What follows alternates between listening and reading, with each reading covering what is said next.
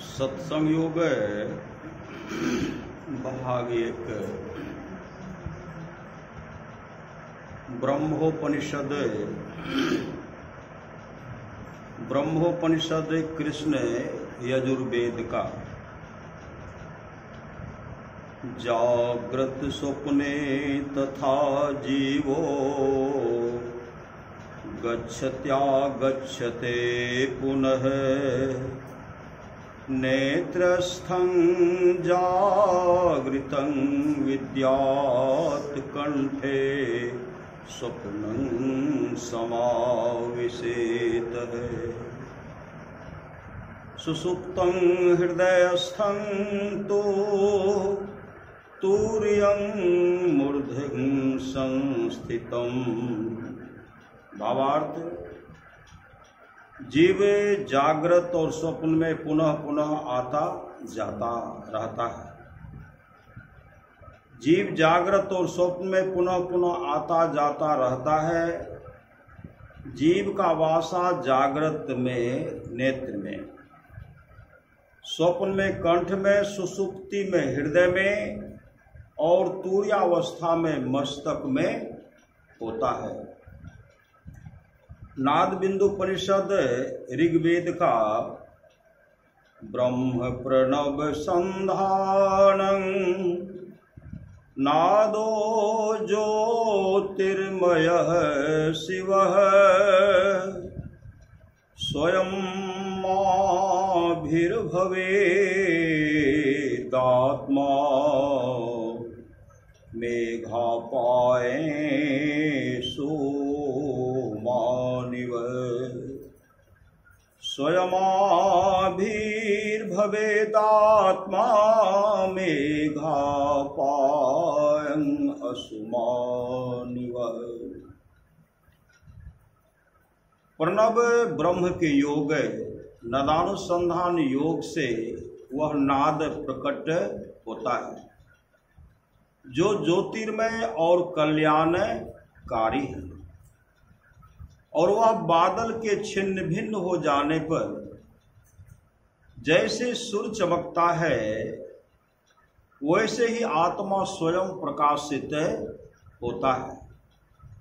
सिद्धासने स्थितो योगी मुद्रां संधाय वैष्णवीं में शृणुया दक्षिणे कर्णे नादं नादमंतर्गतं सदा। सिद्धासन में स्थित होकर वैष्णवी मुद्रा का अभ्यास करते हुए, सिद्धासन में स्थित होकर वैष्णवी मुद्रा का अभ्यास करते हुए योगी दाहिने कान से अंतरी नाद सर्वदा सुने। अंतर में जो शब्द हो रहा है उनको दाहिने कान से सुने।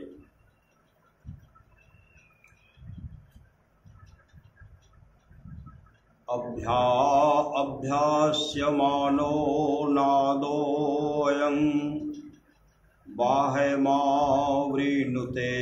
ध्वनिः पक्षाद्विपक्षं खिलं जित्वा तुर्यपदं व्रजेत।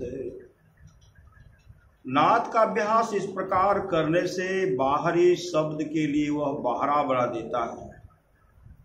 सभी बाधाओं को जय कर लेने पर 15 दिन के भीतर तुर्य अवस्था में प्रवेश करता है। श्रूयते प्रथमाभ्यासे नादो नानाविधो महानः वर्धमाने तथाभ्यासे श्रूयते सूक्ष्मे सूक्ष्मतः। अभ्यास के आरंभ में भारी भारी ध्वनियों को सुनता है। अभ्यास के बढ़ने पर ये ध्वनियां क्रमशः अधिकाधिक बारीक सुनाई पड़ती हैं। आदो जलधि जिमूतः भेरी निर्झर संभवः मध्ये मर्दल शब्दाभो घंटा काहल जस्तथा। आरंभ में नाद समुद्र, बादल, दुंदुभि जलप्रपात से निकले हुए जैसे मालूम होते हैं, और मध्य में मर्दल, घंटा और सिंघा जैसे। अन्ते तो किंकिनी वंश वीणा भ्रमर निस्वनः इति नाना विद्या विद्यानादाः श्रूयन्ते श्रूयन्ते सूक्ष्म सूक्ष्मतः। अंतिम अवस्था में किंकिनी, मजीरा, मुरली, वीणा और मधुमक्खियों की भनभनाहट जैसे, इस प्रकार वह अनेक बारीक से बारीक नादों को सुनता है। महती श्रूयमाने तो महाभैर्या दिक्ध्वनो तत्र सूक्ष्मं सूक्ष्मतरं नादमेव परामृशेत है। जब वह उस पद पर जाता है जहां बड़ी दुंदुभी का नाद सुनता है, उसमें उसे केवल बारीक सूक्ष्म से सूक्ष्म नादों को परखने का प्रयत्न करना चाहिए। घनमुत्सृज्य वा सूक्ष्मे सूक्ष्मे मुत्सृज्य वा घने रममान्मपि क्षिप्तं मनो नायत्र चालयेत है। भारी नाद से बारीक या बारीक से भारी नाद की ओर अपने ध्यान को बदल सकता है, परंतु वह अपने ध्यान को दूसरी ओर न ले जाए। यत्र यत्र कुत्रापि वा नादे लगति प्रथमं मनः तत्र तत्र स्थरी भूत्वा तेन सार्धं विलीयते। किसी नाद पर अपने मन को स्थिर कर लेने से वह उस पर अस्थित हो जाता है और उसी में तल्लीन हो जाता है।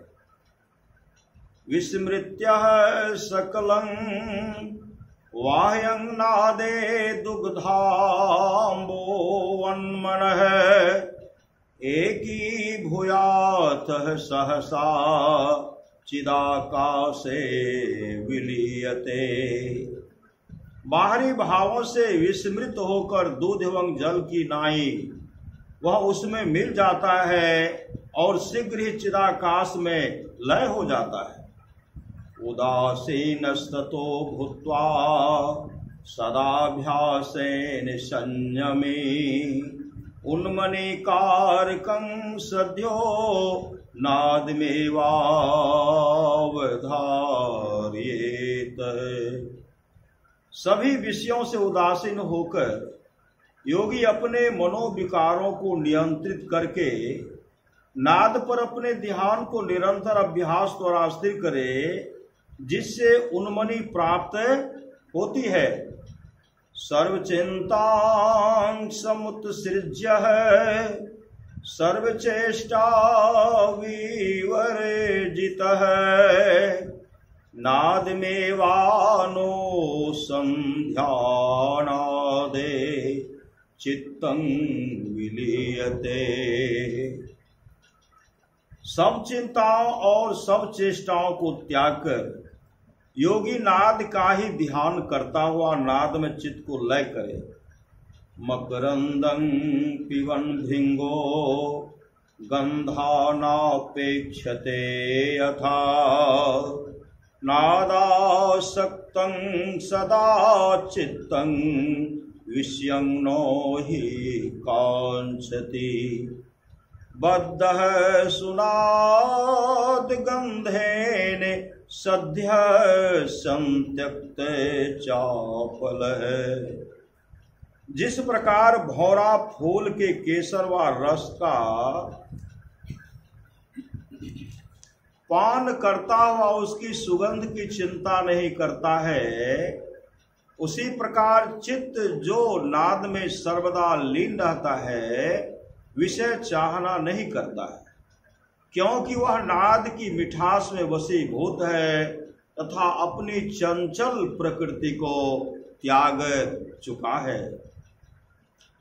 नाद ग्रहंतश्चित्त मंतरंग भुजंगम विस्मृत्य विस्मेकाग्रह कुत्र चिन्ह धावती। नाग रूप चित्त नाद का अभ्यास करते करते पूर्ण रूप से उसमें लीन हो जाता है और सभी विषयों को भूलकर नाद में अपने को एकाग्र करता है। मनोमत्त गजेन्द्रस्य विश्योद्यान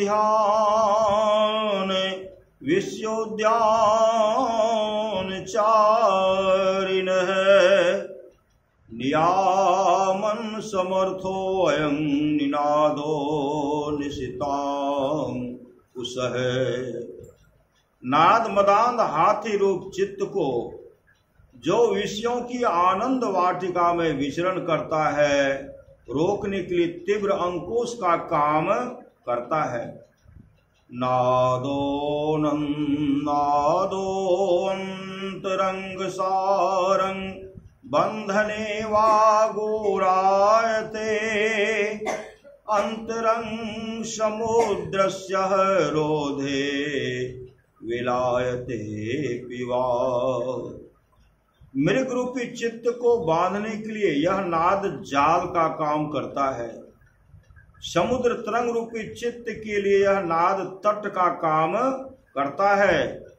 ब्रह्म प्रणव संलग्नादो ज्योतिर्मयात्मकः मनस्तत्र लयं याति तद विष्णुः परमं पदम्।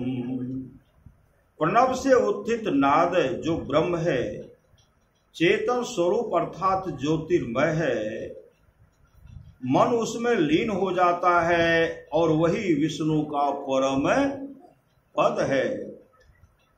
तावदाकाश संकल्पो यावच्छब्दं छब्दः प्रवर्तते निःशब्दं तत्परं ब्रह्म परमात्मा समीयते।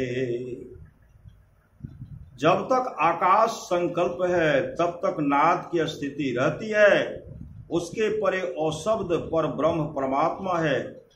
नादो यावन् मनस्ता नादो यावन् मनस्तावन्नादान्तेऽपि मनोन्मणि सशब्दश्चाक्षरे चीने निःशब्दं परमं पदम्। जब तक नाद की स्थिति रहती है तब तक मन रहता है। नाद के विलीन होने पर मन उन्मनी को प्राप्त होता है, अर्थात मन संकल्प विकल्प त्याग कर लय हो जाता है। नाद अक्षर अनास ब्रह्म में विलीन हो जाता है और औशब्द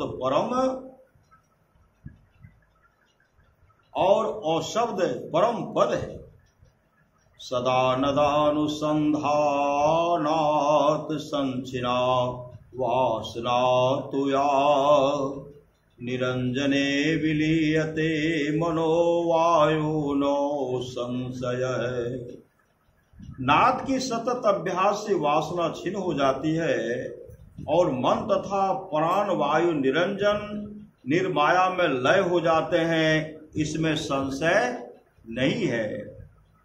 नाद कोटि सहस्राणि विंदु कोटि शतानि च सर्वे तत्र लयं यान्ति ब्रह्म प्रणव नाद के। और शंख नाद तथा करोड़ों बिंदु ब्रह्म के प्रणव नाद में विलीन हो जाते हैं। सर्वावस्था विनिर्मुक्त है, सर्व चिंता विवर्जित है।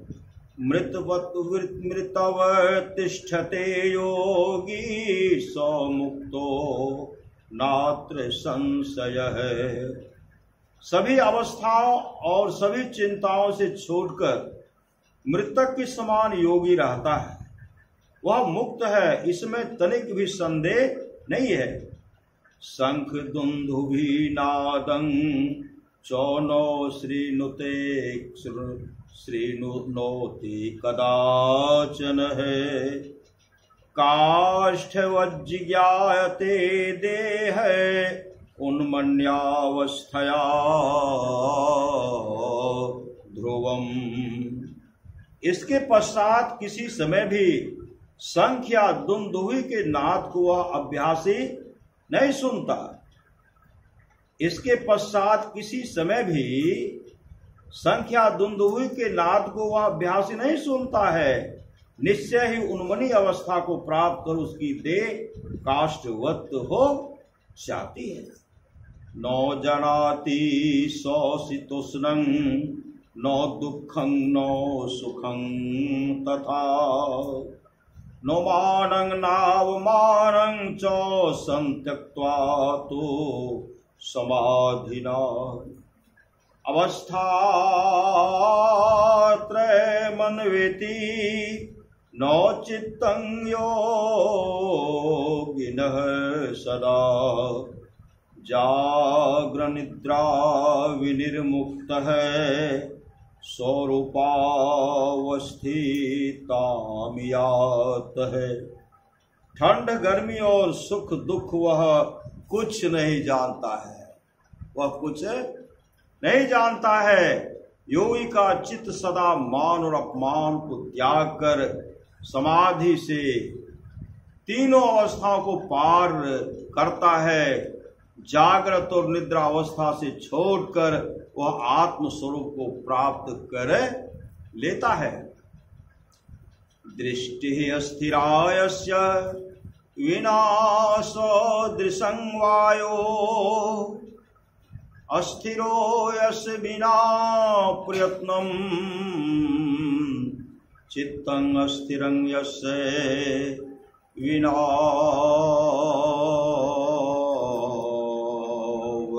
लंबम सौ ब्रह्मतारांतर नाद रूप है। जिसकी दृष्टि बिना किसी दृश्य आधार के अस्थिर हो जाती है, जिसका प्राण वायु बिना किसी प्रयत्न के अचल हो जाता है, जिसका चित्त बिना किसी अवलंब के अस्थिर हो जाता है, वह तार ब्रह्म प्रणव ब्रह्म के आंतरिक नाद का स्वरूप ही हो जाता है। श्री सद्गुरु महाराज की जय।